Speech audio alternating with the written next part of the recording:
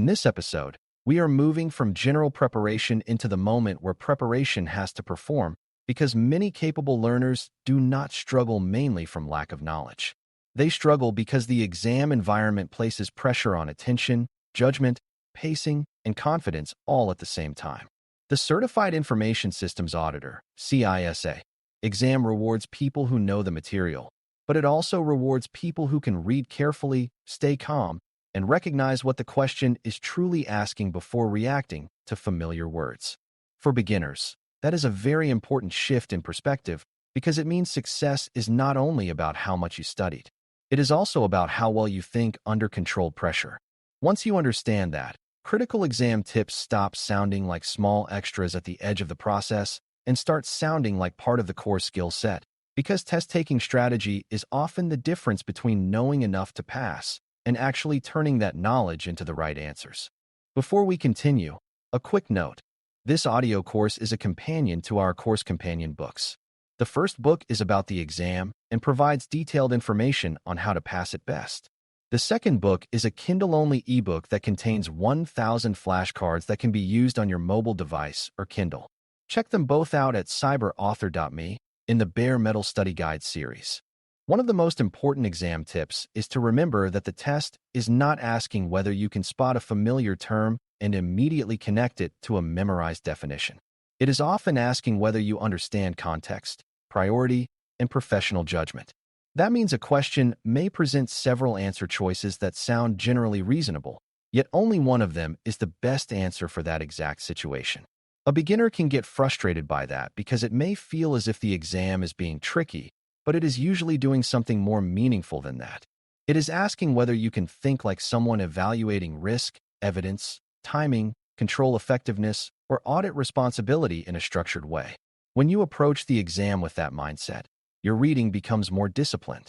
Instead of searching for a word that matches a note you studied last week, you start looking for the decision the question is testing and the principle that should guide that decision.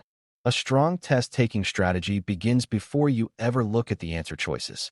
Many learners read a question quickly, notice a familiar topic, and jump down to the options before they have clearly identified what is being asked. That habit creates avoidable mistakes because the answers can start shaping your interpretation of the question instead of the question shaping your evaluation of the answers. A better approach is to slow down just enough to isolate the core request. Notice whether the question is asking for the best action, the first action, the greatest concern, the strongest evidence, or the most important objective. Those are not small differences. They completely change what a good answer looks like. When you discipline yourself to identify the task before reading the choices, you reduce the chance of being pulled toward an option that sounds impressive but does not actually respond to the question. This is one of the simplest strategies to describe, yet it prevents a surprising number of wrong answers. Another critical tip is to pay close attention to the words that establish priority and scope, because these words often determine the entire logic of the item. A question may not be testing whether a control matters in general. It may be testing which concern matters most right now, or which action should come first before anything else can happen responsibly. Beginners often miss these clues because they focus on the subject of the question while overlooking the directional words that define the decision. If you treat every reasonable answer as equally good, you will struggle on a test built around ranking and judgment. The safest habit is to pause briefly and notice the force of the wording. If the question asks what is most significant, you are choosing based on impact. If it asks what should be done first, you are choosing based on sequence and dependency. If it asks what provides the strongest support, you are choosing based on evidence. These distinctions are the backbone of strong performance because they transform vague knowledge into targeted reasoning. Elimination is also a powerful strategy, especially when you are not immediately certain of the correct answer. Some candidates think elimination is only a backup plan for weak preparation, but that is not true. It is actually a disciplined way of thinking because it forces you to evaluate each choice against the logic of the question instead of waiting passively for the right answer to feel obvious. Often one or two options can be removed because they do not answer the question being asked, rely on the wrong role, ignore sequence, or fail to address the main risk. Once those weaker options are gone, the remaining comparison becomes much clearer. This method also helps control anxiety. A hard question feels less overwhelming when you move from total uncertainty to a smaller, more manageable decision between two plausible answers. Over time, strong candidates get better not only at recognizing the best answer, but also at seeing why other answers are less appropriate. That skill makes them more resilient when the exam wording is subtle or the scenario is less familiar. One common pitfall is bringing too much of your real-world job experience into the question in a way that overrides the exam's logic. Real organizations are messy, and professionals often solve problems using local culture, urgent workarounds, politics, budget pressure, or habits that developed over time. The exam, however, usually expects you to answer from sound professional principle rather than from the improvised reality of one specific workplace. That can be difficult for experienced people, but it can also affect beginners who have learned informally from stories, videos, or conversations about how things happen in practice. The safest approach is to anchor yourself in what the question says and what the underlying audit or control principle would support. Do not assume facts that are not given. Do not add invisible urgency, invisible personalities, or invisible exceptions just because they feel realistic. The exam is usually testing structured judgment, and the more you answer from that structure, the less likely you are to be pulled off course by personal assumptions. Pacing matters because even well-prepared learners can hurt themselves by losing control of time. Some people rush through the early part of the exam because nerves make them want quick progress, and then they realize later that careless reading created avoidable errors. Others spend too long fighting with a handful of difficult questions, which drains both time and emotional energy before the exam is even halfway done. Good pacing is not about moving at one rigid speed from start to finish. It is about recognizing when a question deserves careful thought and when it is starting to consume more attention than it is worth in that moment. A strong rhythm feels steady rather than frantic. You read with intention, make the best choice you can based on the information present, and keep moving without turning every difficult item into a personal battle. When time is managed well, your brain stays more balanced. When time starts to feel like an enemy, even familiar questions can begin to look confusing and harder than they really are. Another important strategy is knowing how to handle uncertainty without letting it turn into panic. Every candidate eventually encounters questions that feel awkward, vague, or simply less comfortable than expected. The presence of a difficult question does not mean your preparation has failed, and it does not mean the rest of the exam will feel the same way. One of the biggest pitfalls is allowing one hard item to damage your emotional state for the next 5 or 10 questions.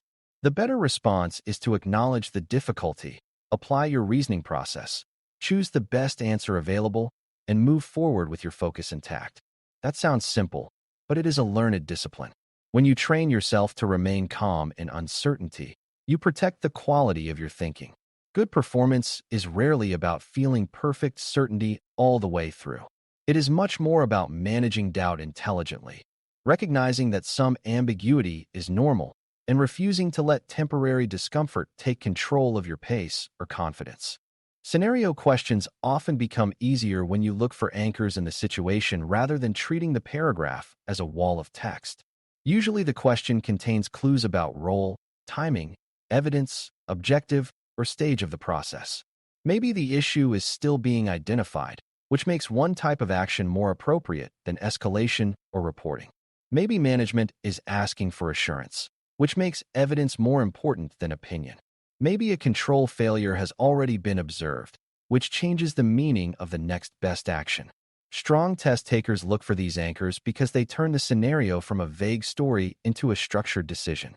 Beginners sometimes read long questions too passively and then feel overwhelmed by the amount of text. The better approach is active reading. Ask yourself who is involved, what has happened already, what the decision point is, and what principles should guide the next move. Once those pieces are clear, the answer options usually become easier to evaluate because you are no longer reacting to the length of the scenario. You are responding to its actual logic. Overthinking is another common pitfall, and it often appears in candidates who care deeply and want to get everything right. They read a question, identify a sensible answer, and then start layering extra possibilities onto the scenario that were never actually stated. Soon they are comparing imagined versions of the question instead of answering the one in front of them. This habit can be especially dangerous on an exam that already includes nuanced wording because added complexity from your own mind can distort the original meaning. The antidote is disciplined restraint. Stay close to the facts given, the role implied, and the specific decision being tested. Do not reward an answer just because it sounds more sophisticated, more technical, or more dramatic if the question does not require that level of response.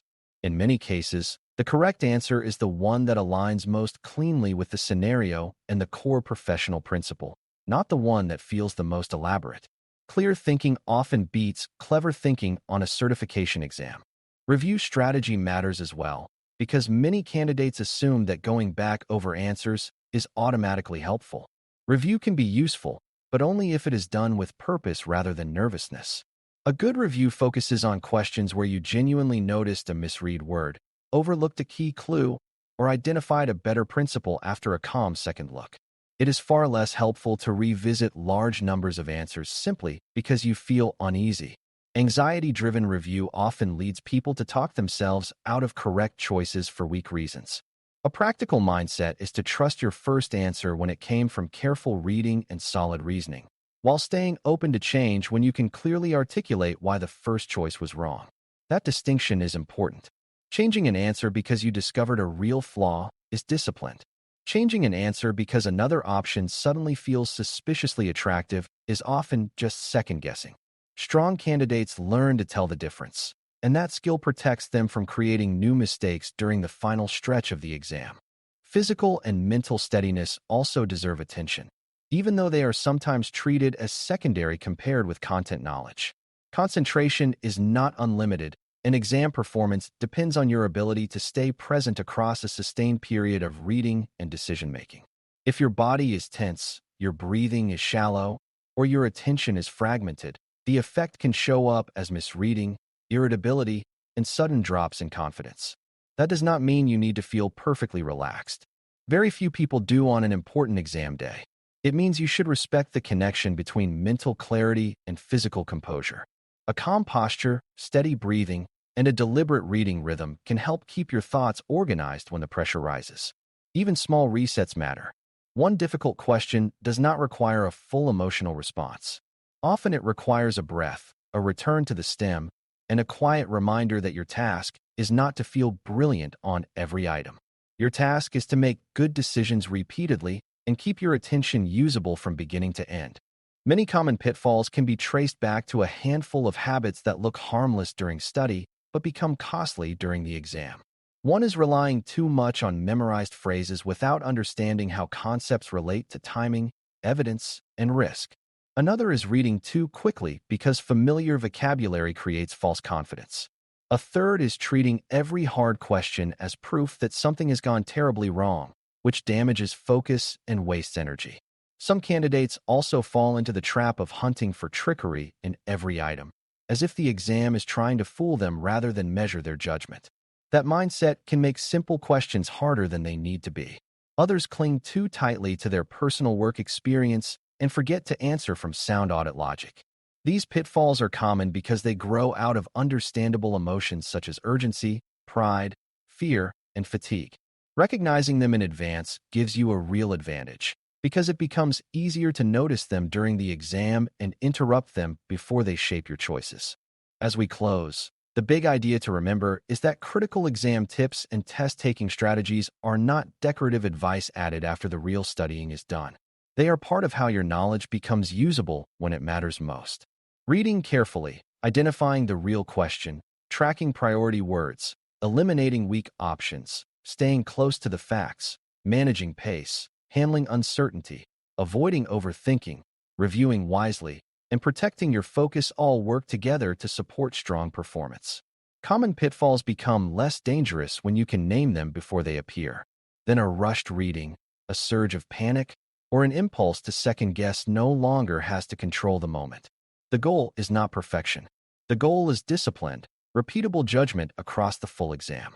When you approach the test with that kind of structure, you give your preparation a fair chance to show up clearly, and that is often what separates a stressful attempt from a successful one.